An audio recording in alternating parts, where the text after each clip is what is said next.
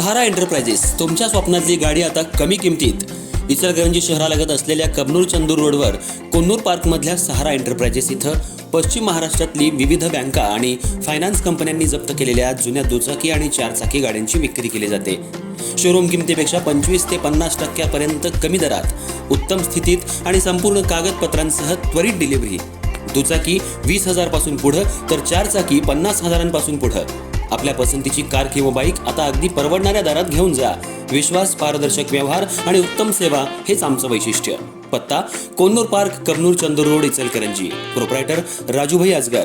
संपर्क 8055810910 आणि 9860785786. सहारा एंटरप्राइजेस, दर्जा, विश्वास आणि बचत यांचं परिपूर्ण ठिकाण.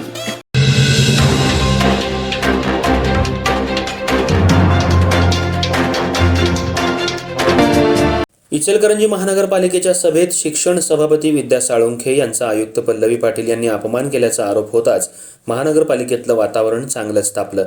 या घटनेच्या निषेधार्थ भाजपचे नगरसेवक आणि नगरसेविका आक्रमक भूमिका घेत महापौर उदय धातुंडे यांची भेट घेऊन आयुक्तांवर तातडीनं कारवाई करण्याची त्यांनी मागणी केली आहे. या घटनेमुळे महानगरपालिकेतील सत्ताधारी गट आणि प्रशासनातील संघर्ष पुन्हा एकदा उघडपणे समोर आलाय. महापौरांच्या दालनात झालेल्या बैठकीत भाजपच्या नगरसेवकांनी शिक्षण सभापती विद्या साळुंखे यांच्याशी झालेल्या कथित गैरवर्तनाबाबत तीव्र नाराजी व्यक्त केली. आयुक्तांनी लोकप्रतिनिधींचा सन्मान राखणं अपेक्षित असताना अपमानास्पद वागणूक दिल्याचा आरोप नगरसेवकांनी केला. या प्रकरणाची सखोल माहिती घेऊन वस्तुस्थितीची पडताळणी करण्यात येईल आणि त्यानंतर योग्य ती भूमिका घेतली जाईल असं महापौर उदय धातुंडे यांनी स्पष्ट केलं. दरम्यान बैठकीदरम्यान वातावरण चांगलंच तापलं.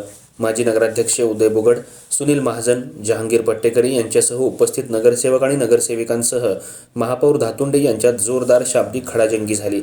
काही काळ एकमेकांवर आरोप प्रत्यारोप सुरू राहिल्यानं बैठकीत तणावाचं वातावरण निर्माण झालं. काहींनी एकमेकांना पाहून घेण्याची भाषाही केल्याची चर्चा बैठकीनंतर राजकीय वर्तुळात रंगली. या बैठकीत शिक्षण सभापती विद्या साळुंखे यांनीही आपली भूमिका मांडली. घडलेल्या प्रकाराचं वर्णन करताना त्या भावूक झाल्या आणि त्यांना अश्रू अनावर झाले. लोकप्रतिनिधी म्हणून आपला झालेला कथित अपमान सहन केला जाणार नसल्याचं त्यांनी स्पष्ट करत न्याय मिळावा अशी अपेक्षा व्यक्त केली. भाजपच्या नगरसेवकांनी आयुक्त पल्लवी पाटील यांच्या कार्यपद्धतीवरही प्रश्नचिन्ह उपस्थित केलं. लोकप्रतिनिधींशी सातत्यानं संघर्षाची भूमिका घेतली जात असल्याचा आरोप करत त्यांच्या विरोधात शासनाकडे तक्रार करण्यात येणार असल्याचं सांगण्यात आलं. आवश्यकता भासल्यास मुख्यमंत्री देवेंद्र फडणवीस यांच्याकडे आयुक्तांच्या बदलीसाठी पाठपुरावा केला जाईल असा इशाराही त्यांनी दिला. या संपूर्ण प्रकरणामुळे इचलकरंजी महानगरपालिकेतलं राजकीय वातावरण पुन्हा एकदा ढवळून निघालंय.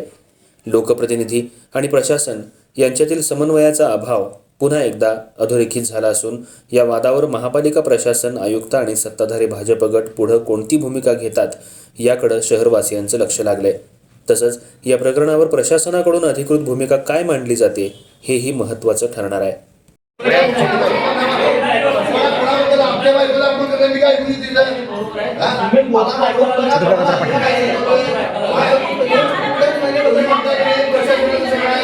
तुम्ही ठराव ठरवला, प्रत्येक ठरावला तुम्हाला काय काय म्हणजे प्रत्येक ठरावाला न्यायविधिकाची जागेवर लागते. कुठल्या अधिकारी घेतलाय? उद्या कोणतं कोर्टात गेलं, माझ्या बायकोला देऊ का आमच्या बहिणीची जागा देऊ? काय झालं? कुठला विषय म्हणलं बघा, तुम्ही टिप्पणी घेता, ठराव आपण करतो, प्रत्येक ठरावाची टिप्पणी घेता. तर घेण्यासाठी बरोबर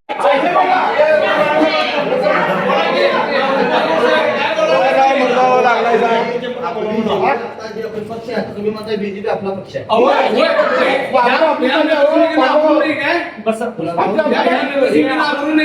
आपण सांगालोय जेवढी आता